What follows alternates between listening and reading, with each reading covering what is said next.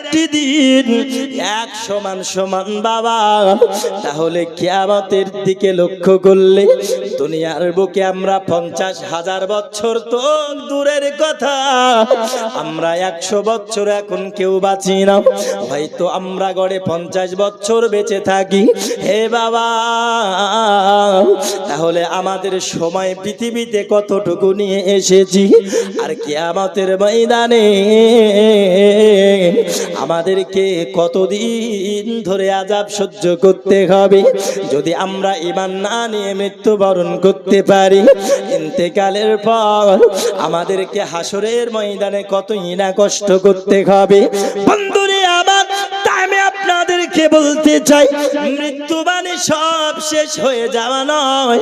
মৃত্যু মানে হলো দুনিয়া থেকে শুধু 7টা চিঠি আমাদের পর্দা নেওয়া। কবর থেকে আমাদের আসল কাজ শুরু হবে। যদি আমরা ঈমান নিয়ে বাঁচতে পারি, ঈমান নিয়ে দুনিয়া থেকে বিদায় নিতে পারি। মান রব্বুকা, তোমার রব কে? রব্বি আল্লাহ বলে উত্তরটা দিয়ে দেব কবরে। মা দিনুকা, তোমার দিন কি? দ্বীন-ই ইসলাম বলে আমরা উত্তর দিয়ে দিব কবরে। এ আমার দরদি সোনামানিকেরাও, আল্লাহ পাক আল্লাহ তাআলা কবরের যেই সওয়াল দিয়েছেন, মান রব্বুকা, তোমার রব কে? আমরা উত্তরে বলবো রব্বি আল্লাহ। কি বলবো? রব্বি আল্লাহ, আমার রব হলো আল্লাহ। তাহলে কবরে তো একটা প্রশ্ন দিলেই সব শেষ হয়ে যাওয়ার দরকার ছিল, তাই না? যে কি রব্বি আল্লাহ, আমার রব আল্লাহ। তো কবরে 2 নম্বর প্রশ্ন কেন হলো? একটা উত্তর, আল্লাহ কি আমাদের জন্য যথেষ্ট নয়? ঠিক কি না? আল্লাহ তো যথেষ্ট, তারপরেও কবরে আমাদের উত্তর রব্বি আল্লাহ, আমার রব হলো আল্লাহ।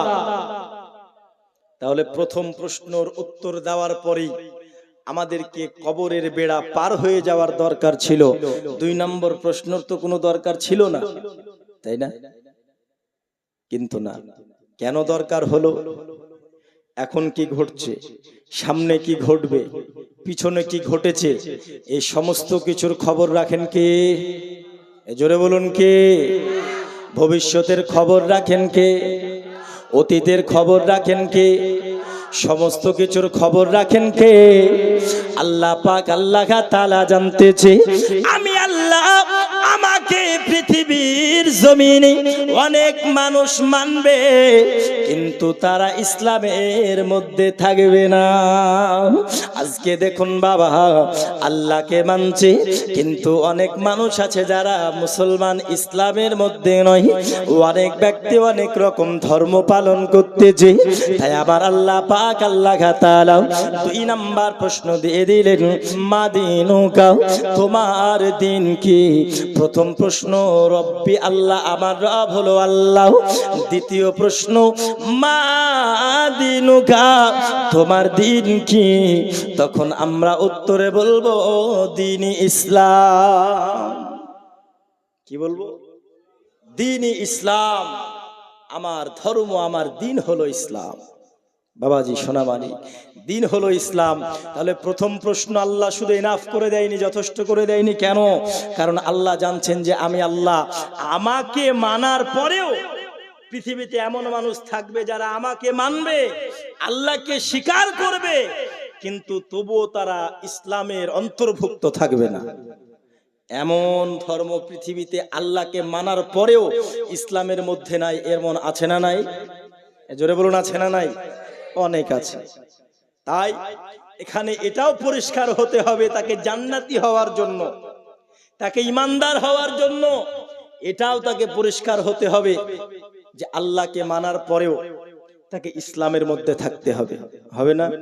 আজকে দেখুন অনেক হিন্দু ভাইদের মধ্যে আজকে অনেকে কিন্তু আল্লাহকে শ্রদ্ধামূলক কথা বলে, নবীকেও শ্রদ্ধামূলক কথা বলে, কি বলে না? মোবাইলে দেখবেন অনেক আমার হিন্দু ধর্মের পুরোহিত ভাইয়েরা তারা আল্লাহর প্রশংসা করে, করে কি করে না? তারা নবী মুস্তাফারও প্রশংসা করে, কি করে না? শোনেন না? করে। কিন্তু তারা প্রশংসা করে বলেই তাদেরকে কি আমরা মুসলমান বলবো? তাদের ধর্ম হিন্দু, ঠিক কিনা? তাদেরকে আমরা মুসলমান বলবো না। ঠিক আল্লাহ এটা ডিক্লেয়ার করে দিলেন যে শুধু আমি আল্লাহ আমাকে মানলেই হবে না, তাকে আমার ইসলাম আমার ধর্মের অন্তর্ভুক্ত হতে হবে এবং আমার ধর্মে তাকে থাকতে হবে, তাকে মানতে হবে। ইন্নাদ দীনা ইনদাল্লাহিল ইসলাম, নিশ্চয় আল্লাহর কাছে মনোনীত ধর্ম কি? জোরে বলুন কি? আমাদের ধর্ম ইসলাম। তো ইসলাম ধর্মের মধ্যে আমরা আছি। মান রব্বুকা, তোমার রব কে? রব্বি আল্লাহ। মা দিনুকা, তোমার দিন কি? দিন ইসলাম। তাহলে দুইটা প্রশ্ন হলেই তো যথেষ্ট ছিল, কিন্তু কবরে প্রশ্ন হবে কয়টা? জোরে বলুন কয়টা? তিনটা প্রশ্ন হবে। দুটো প্রশ্নতে কেন আল্লাহ যথেষ্ট করে দিলেন না? 3 নাম্বার প্রশ্ন আল্লাহ কেন দিয়েছেন? বুখারী শরীফের হাদিসে কবরে এই একটা প্রশ্নের কথা বলা। এই যে 3 নম্বর প্রশ্ন এখন যেটা হবে, এই একটা প্রশ্নের কথা বলা হয়েছে কি? এই 3 নম্বর প্রশ্নটা বাকি দুটো প্রশ্নের অন্তর্ভুক্ত আছে। কথা বুঝলেন না? 3 নম্বর প্রশ্নের কেন প্রয়োজন হলো? দরদি কবরের প্রশ্ন 3 নাম্বার আল্লাহ কেন দিয়েছেন? এই 3 নাম্বার প্রশ্ন আপনার ডিক্লেয়ার করে দেবে তুমি জান্নাতি হবে নাকি জাহান্নামী হবে, তুমি কাফের হবে নাকি ইমানদার হবে, তোমার কবরের বেড়া পার হবে নাকি আটকা পড়ে যাবে। ওই কবরের 3 নাম্বার প্রশ্ন কি হবে? মা কুনতা তাকুলু ফি হাক্কি হাজার রাজুল, আমার নবীকে যখন কবরে নিয়ে আসা হবে, আমার নবীকে দেখিয়ে বলবে, বলো এই ব্যক্তি সম্পর্কে তুমি দুনিয়াতে কি বলেছো? আজকে যারা নবীকে মুহাব্বত করেছি, আজকে যারা নবীকে ভালোবেসেছে, আজকে যারা নবীর মিলাদ পালন করেছে, আজকে যারা নবীর হাজির নাজির মেনেছি, আজকে যারা নবীর জুলুস পালন করেছে, ওরে আমার দরদি, তারা যারা আমার নবীকে জানমালের থেকে বেশি ভালোবেসেছি, তারা কাল কবরের মধ্যে আমার নবীকে দেখার পরে চিনতে পেরে বলবে, হুয়া মুহাম্মাদুর রাসূলুল্লাহ সাল্লাল্লাহু তাআলা আলাইহি ওয়াসাল্লাম। আর এই 3 নাম্বার প্রশ্নের উত্তর যদি কোনো ব্যক্তি দিয়ে দেয়, তাহলে এটা ডিক্লেয়ার হয়ে যাবে, কারণ এই ব্যক্তি নবীকে ভালোবেসেছি, তার মানে সে আল্লাহকে পেয়ে গেছে। কারণ আল্লাহ বলেছেন, হাবিব আমাকে যদি কেউ পেতে চায় তবে আপনাকে ভালোবাসতে হবে। একবার জোরে বলুন না সুবহানাল্লাহ। ওরে আমার দরদি সোনা মানিক, ওই 3 নাম্বার প্রশ্নের উত্তর যদি দিয়ে দেয়, এটাও ডিক্লেয়ার হয়ে যাবে ইমানদার হওয়ার জন্য জানমালের থেকে নবীর ভালোবাসার দরকার ছিল। এই ব্যক্তি নবীকে ভালোবেসে চিনতে পেরেছি, এই ইমানদার আছে। আর ইমানদার হলেই সেই ব্যক্তি কবর হাসর মিজান পার করে দেবে, পার করে দেবে যদি ইমানদার হয়। আর ইমানদার হওয়ার শর্তই হলো নবীর ভালোবাসা। একবার জোরে বলুন সুবহানাল্লাহ। বাবাজি, এই কবরে আমাদের সকলকেই তো যেতে হবে, কিন্তু মেন বিষয় হলো ইমানি হালাতে যেতে হবে, ঠিক কিনা? ইমানি হালাতে যেতে হবে। হযরত লুকমান হাকিম নাম শুনেছেন? লুকমান হাকিম, এই লুকমান হাকিম এমন একজন হাকিম ছিল, আল্লাহ পাক আল্লাহ তাআলা তিনাকে এত জ্ঞান দিয়েছিলেন, পৃথিবীতে এখন যত আয়ুর্বেদিক ফর্মুলার ঔষধ তিনার ফর্মুলা থেকে কিন্তু তৈরি হয়ে আসছে। কথা বুঝলেন না? কোন গাছে কোন ঔষধ তৈরি হবে, এই সমস্ত কিছুর জ্ঞান কিন্তু লুকমান হাকিমের ছিলেন। লুকমান হাকিম তিনার অনেক শাগির্দ ছিলেন বাবা। তিনি আপনার একদা যখন তিনার ইন্তেকালের সময় হয়ে আসলো, হঠাৎ করে সমস্ত শাগির্দদেরকে ডাকলেন, এ আমার সন্তানেরা তোমরা শোনো। সবাইকে ডাকার পরে বলতেছেন, ওরে আমার শাগির্দ, আমি তোমাদের কাছে একটি ওসিয়ত করে যাব, তোমাদেরকে শুনতে হবে। সবাই মিলে তখন বলতেছেন, হুজুর আপনি আমাদেরকে বলুন না, আপনি হুকুমটা তো করুন, আমাদেরকে কি করতে হবে? এ বাবাজি সরাবানি কামার হযরতে লুকমান হাকিম আলাইহিস সালাম তিনি সবাইকে ডাকার পরে সবাইকে বলতেছেন, আমি যখন ইন্তেকাল করে যাব তোমাদের মধ্যে সর্বপ্রথম তোমরা দুই ভাগে বিভক্ত হবে। সবাইকে বলতেছেন দুই ভাগে তোমরা বিভক্ত হবে। আর হযরতে লুকমান হাকিম তিনার জ্ঞান অনুযায়ী তিনি দুটো ক্যাপসুল বড়ি তৈরি করেছিলেন। কি করেছিলেন? ক্যাপসুল। এই যে আমাদের ক্যাপসুলের ওষুধ থাকে না, ওষুধ খাই কি খাই না আমরা, তো তিনার ফর্মুলা অনুযায়ী দুটো ক্যাপসুল তৈরি করেছিলেন। তো এই দুটো ক্যাপসুল ওনাদেরকে দিলেন। দেওয়ার পরে বলতেছেন, আমি ইন্তেকালের পর তোমরা দুই ভাগে বিভক্ত হয়ে যাবে। দুই ভাগে বিভক্ত হওয়ার পরে একদল যাবে তোমরা জলাশয়ে, আর একদল যাবে তোমরা পাথরের উপরে, পাহাড়ের উপরে।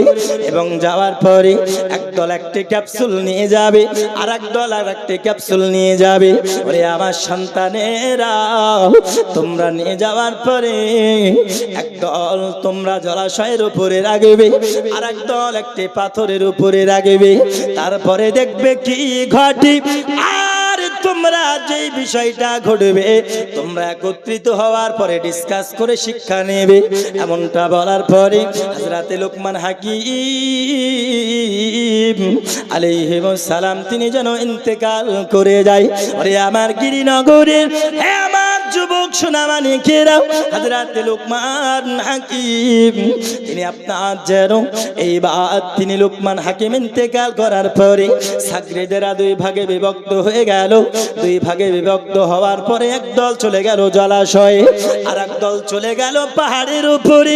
ওই পাহাড়ের উপরে যারা গিয়েছিলেন তারা একটি পাথরের উপরে যখন ক্যাপসুলটা রেখেছে, এ আমার দরদি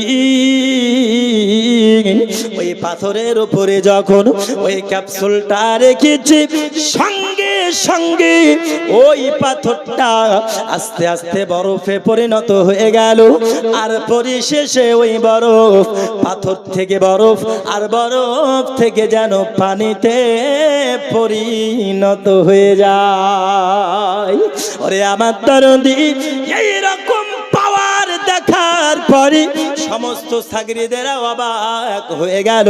আমাদের গুরু হযরতে লুকমান হাকিমের কত পাওয়ার, যে পাথরের উপরে তিনার ফর্মুলা অনুযায়ী তৈরি করা একটি ক্যাপসুল রেখে দিলাম, আর সঙ্গে সঙ্গে এটা পানিতে পরিণত হয়ে গেল।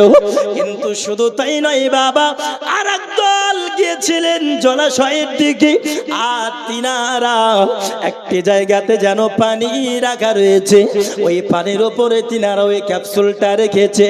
সঙ্গে সঙ্গে পানি আস্তে আস্তে জমতে শুরু করে দিল, জমতে জমতে বরফ, আর পরিশেষে ওই পানি পাথরে পরিণত হয়ে যায়। একদল পাথরের উপরে রাখলো, পাথর থেকে পানি হয়ে গেল, আর একদল পানিতে রাখলো, পানি থেকে পাথর হয়ে গেল। এমন আশ্চর্য বিষয় দেখার পরে সবাই অবাক হয়ে একত্রিত হলো। একত্রিত হওয়ার পর তিনারা সবাই চিন্তিত হতে লাগলেন যে আমাদের হুজুর, আমাদের গুরু, আমাদের উস্তাদ হযরতে লুকমান হাকিম আমাদেরকে কি বোঝাতে চাইলেন। তো নতিজা ফল তিনারা এটাই বের করলেন যে হযরতে লুকমান হাকিম তিনি এটা বোঝাতে চাইলেন যে হে বিশ্ববাসী, হে আমার সাগরিদ, হে দুনিয়ার মানুষ, তোমরা শোনো, আমি লুকমান হাকিম, আল্লাহ আমাকে এত ক্ষমতা, এত জ্ঞান, এত পাওয়ার দিয়েছেন যে আমি পাথরকে পানি বানাতে সক্ষম হলাম, পানিকে পাথর বানাতে সক্ষম হলাম। এত ক্ষমতা থাকার পরেও আমি লুকমান হাকিম মৃত্যুর হাত থেকে রেহাই পেলাম না। একটু জোরে বলুন সুবহানাল্লাহ। আমি লুকমান হাকিম এত ক্ষমতা থাকার পরেও মৃত্যুর হাত থেকে আমি রেহাই পেলাম না। তো তিনার অবস্থা যদি এই রকম হয় মৃত্যুর জায়গায়। আপনি আমি কোন ক্ষেতের মূলি, তাই না? আমাকেও একদিন চলে যেতে হবে, আপনাকেও একদিন চলে যেতে হবে। ক্ষমতার বড়াই বেশি দিন থাকে না, ক্ষমতার পাওয়ার বেশি দিন থাকবে না, কিন্তু বাবাজি ভাই সোনামানিক আমার, মৃত্যুর পূর্বে ইমানি হালাতে মৃত্যুবরণ করুন, ইমানি হালাতে পৃথিবী থেকে বিদায় নিন। কবর, হাসর, মিজান, ফুলসিরাত পার হবেন, কিন্তু ইমান হালাতে যদি আমরা মৃত্যুবরণ না করতে পারি, তাহলে দুনিয়াতেও বরবাদ, আখিরাতেও বরবাদ, কবরেও আমরা বরবাদ। আজকে কবরে আমরা রাসূলকে দেখার পরে তখনই চিনতে পারবো যখন আমাদের নবীর প্রতি ঈমান, নবীর প্রতি আকীদা ঠিক থাকবে, ঠিক কি না? আকীদা ঠিক থাকবে। আজকে বলছে কি, নবী আমাদের মতো মরে মাটির সঙ্গে মিশে গেছে, অনেকে বলছে না, কিন্তু কিতাব বলছে কি, ইন্নাল্লাহা হাররামা আলাল আরদি আন তাকুলা আজসাদাল আম্বিয়াই ফানাবিয়ুল্লাহি হাইয়ুম ওয়া ইরযাকুন। নিশ্চয় আল্লাহ জমিনের উপরে নবীগণের শরীর মুবারককে খাওয়া হারাম করেছেন। ফানাবিয়ুল্লাহি হাইয়ুন, সুতরাং আল্লাহর নবীগণ জিন্দা, ওয়া ইরযাকুন, এবং তিনারা আল্লাহর তরফ থেকে রুজি পেতে থাকে। জোরে বলুন সুবহানাল্লাহ। আরে নবী তো নবী, যারা নবীর আশিক তাদের পর্যন্ত শরীর তো দূরের কথা, কাফন পর্যন্ত ময়লা হয় না। জোরে বলুন সুবহানাল্লাহ। তাই কবি বলতেছেন, জমি মেলি নেহি হোতি জমন মেলা নেহি হোতা, জমি মেলি नहीं होती ज़मन मैला नहीं होता, ज़मीन मैली नहीं होती ज़मन मैला नहीं होता, मोहम्मद के गुलामों का, मोहम्मद के गुलामों का कफन मैला नहीं होता, ज़मीन मैली नहीं होती ज़मन मैला नहीं होता। জোরে বলুন সুবহানাল্লাহ। মুহাম্মাদের যারা গোলাম হয় তাদের কাফন পর্যন্ত ময়লা হয় না, ঠিক কি না? কাফন পর্যন্ত তাদের ময়লা হয় না। ব্রাদারান ইসলাম আজিজানে মুহতারাম, তো এই মুহাম্মদ, এই মুস্তাফাকে, এই নবীকে আমাদের সকলের ভালোবাসা দরকার, আছে না নাই? জোরে বলুন, আছে না নাই? মুহাব্বত হলো ঈমানের শর্ত, তাই মুহাব্বত আমাদেরকে করতে হবে। বাবাজি ভাইয়েরা সোনামানিক আমার, তা আমি আপনাদেরকে কেন প্রত্যেক জায়গাতেই আমি এটা বলি যে ঈমান যদি মজবুত রাখতে হয় নবীকে ভালোবাসুন। আরে নবী তো নবী, নবীর যারা আশিক আছে তাদেরকে পর্যন্ত আহলে সুন্নাত ওয়াল জামাত মুহাব্বত করে, করে কি করে না? যারা আল্লাহর ওলি হয়েছেন, যারা আল্লাহর নবীর আশিক হয়েছেন, যারা আল্লাহর রাসূল সাল্লাল্লাহু আলাইহি ওয়াসাল্লামকে ভালোবেসেছেন, তাদেরকে পর্যন্ত আমরা মুহাব্বত করি। আরে আহলে সুন্নাত ওয়াল জামাতের মাহফিল নবীর ভালোবাসা এবং দরুদ মাখা। এই জন্যই আমাদের এই মাহফিলগুলো অন্যান্য ব্যক্তিত্বের মাহফিল থেকে আলাদা করে তোলে, ঠিক না? আলাদা করে তোলে মিল্লাতে ইসলামিয়া।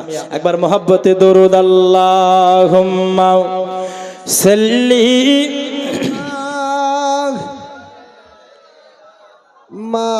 মাওলানা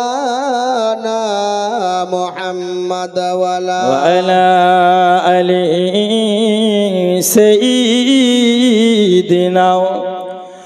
মাওলানা وعلى آل سيدنا مولانا मौलाना मोहम्मद सल्लल्लाहु अला मोहम्मदीन मोहम्मद हरदम ज़बान से निकलो पाक मोहम्मद हरदम ज़बान से निकलो शफी हरा गुंबद जो देखोगे ज़माना भूल जाओगे। सुभान अल्लाह। हरा गुंबद जो देखोगे ज़माना भूल जाओगे। हरा गुंबद जो देखोगे ज़माना भूल जाओगे। हरा गुंबद जो देखोगे ज़माना भूल जाओगे। हरा गुंबद जो देखोगे ज़माना भूल जाओगे। अगर तैबा को जाओगे तो आना भूल जाओगे। अगर तैबा को जाओगे तो आना जाओगे। हरा गुंबद जो देखोगे ज़माना ना इतराओ ज़ियादा चांद तारों अपनी रंगत पर। ना इतराओ ज़ियादा चांद तारों अपनी रंगत पर। ना इतराओ ज़ियादा चांद तारों अपनी रंगत पर। मेरे आका को देखोगे मेरे आका को देखोगे चमकना भूल जाओगे। मेरे आका को देखोगे चमकना होगे। हरा गुंबद जो देखोगे ज़माना भूल जाओगे। मेरे आका को देखोगे चमकना।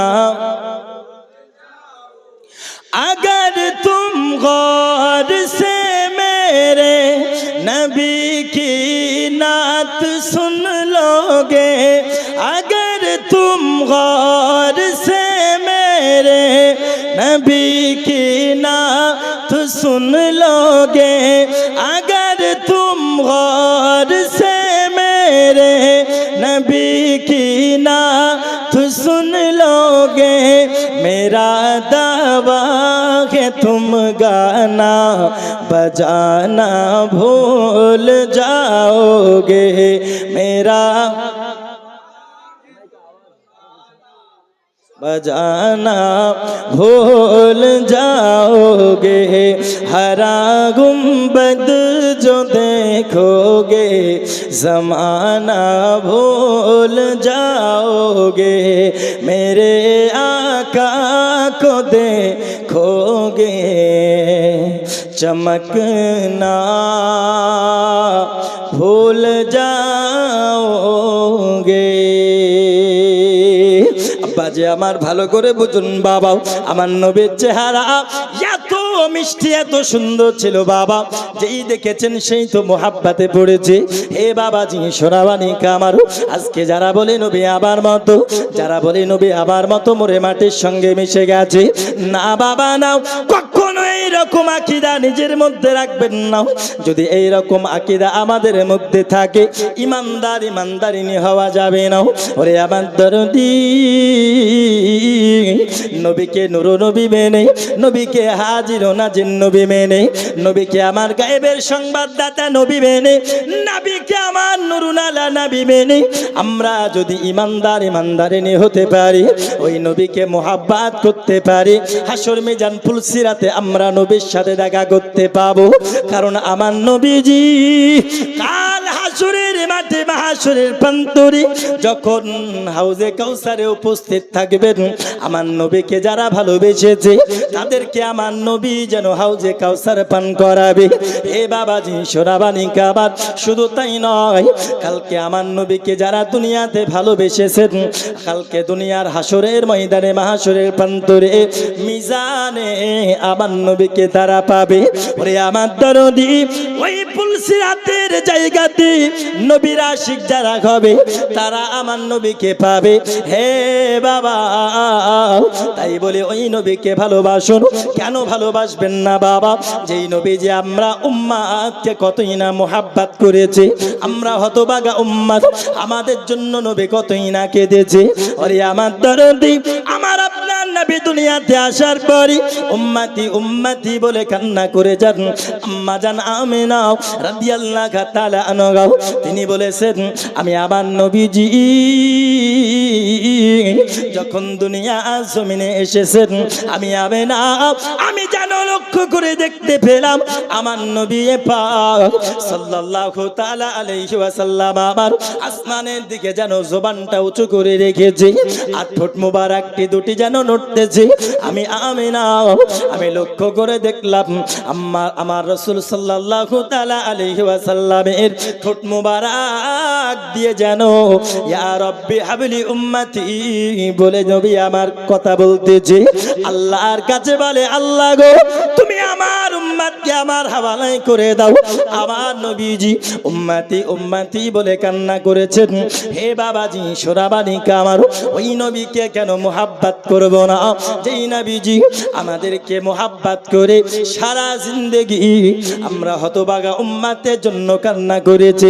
শুধু তাই নয় বাবা, এখনো আমার নবী পাক সাল্লাল্লাহু তাআলা আলাইহি ওয়াসাল্লাম আমার সোনার মদিনায় উম্মতি উম্মতি করে কান্না করে যায়। এ দরদি, আমার নবী পাক সাল্লাল্লাহু তাআলা আলাইহি ওয়াসাল্লাম আমার হতভাগা উম্মতের জন্য কতই না কান্না করেছে। আর আমরা হলাম সেই উম্মত, ওই নবীকে ভালোবাসতে পারি না, ওই নবীকে মোহাব্বত করতে পারি না, ওই নবীর উপরে আদব সম্মান বজায় রাখতে পারি না। ওরে আমার দরদি, আমরা হতভাগা উম্মত, ওই নবীকে মোহাব্বত করার দরকার আছে, যেই নবীজি আমাদেরকে ভালোবেসেছেন।